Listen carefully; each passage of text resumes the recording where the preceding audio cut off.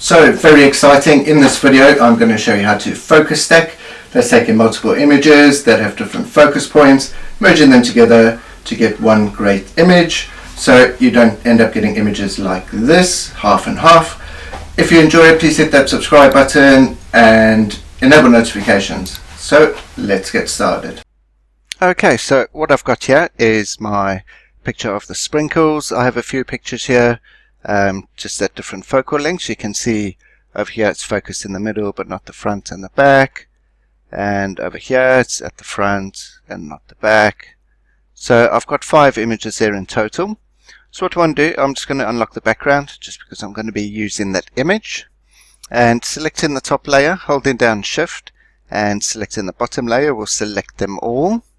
And then you want to go up to edit and auto align layers. So what it does, just keep that on auto, don't change the perspective or anything, just keep it on auto. It does a pretty fine job. Click OK. So what that does, it lines them up, so just in case they're a bit distorted, one image is a different size to the other, or it's slightly at a different angle. So you can see here all this empty space around here. It's pretty much lined all of those up, hopefully, so they should work perfectly.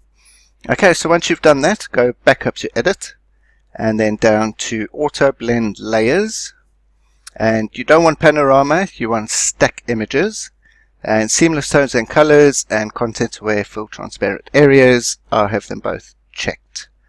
Okay, once you're happy with that, click OK. And now it's going to do its thing, it's going to blend them all, and we're going to see the end result. It actually comes out quite good, so hopefully your images do too. It does take a little while, so I'm just going to skip ahead here. Okay, so it's just doing the final bits, busy filling it in, and you can see there it is a perfect, kind of perfect. You can see a little bit over here that's not done.